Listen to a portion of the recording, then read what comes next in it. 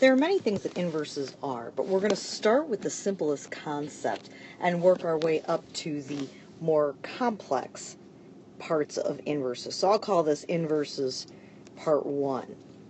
When you have a set of ordered pairs, such as -3, 11, -1, -2, 0, 5, and 6, 8, an inverse occurs when you switch the ordered pairs.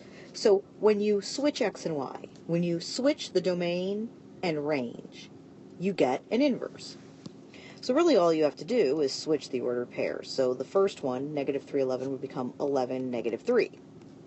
The next ordered pair would become -2, -1, and then 5, 0, and then 8, 6. Well, now let's take this up a notch and talk about an inverse graph. So let's talk about the graph of y equals 3x minus 4. The best way to attack this problem is to first make a table of values. Now maybe you would use a graphing calculator to help you. If you plug this into the graphing calculator, you can use the table function to find some of the ordered pairs that lie on this particular line. I'm going to specifically talk about ordered pairs that actually lie on this particular graph that's on the screen. So I'm going to start by plugging in -2 for x, which will give me -10 as the output. -1 will give me -7. 0 will give me -4. 1 will give me -1. 2 will give me 2. 3 will give me 5. And I guess if I use 4, I'll get 8. So if I go and graph this, here's -2, -10, -1, -7, 0, -4, 1, -1, 2, 2, 3, 5, and 4, 8. There's another way I could have graphed this. Sorry, that's not very straight. The other thing I could have done is I could have noticed that the y-intercept was -4, which is where the graph hits the y-axis. And then the slope is 3/1. So you would go up 3 to the right 1, up 3 to the right 1. And that's another way you could have found some of the ordered pairs that lie on this particular graph. So now the graph of the inverse, I'm going to take those ordered pairs and switch them. So it's going to become -10, -2, -7, -1, -4, 0, -1, 1, 2, 2, 5, 3, 8, 4.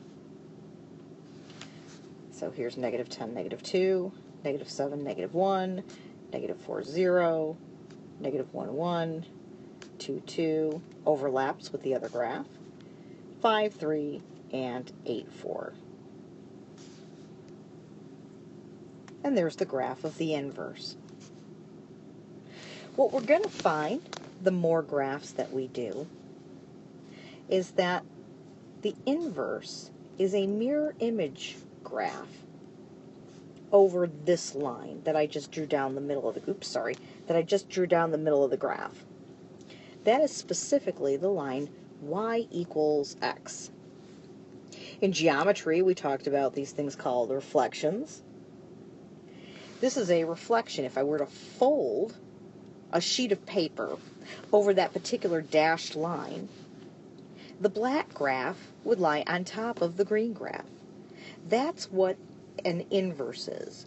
It's a reflection over the line y equals x.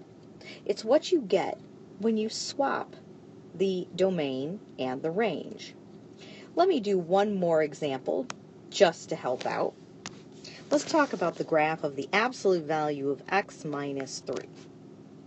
So again, I can make a table. I can go to a graphing calculator and use the graphing calculator's table function to help me out. I would get -3, 0, -2, -1, -1, -2, 0, -3, 1, -2, 2, -1, and 3, 0.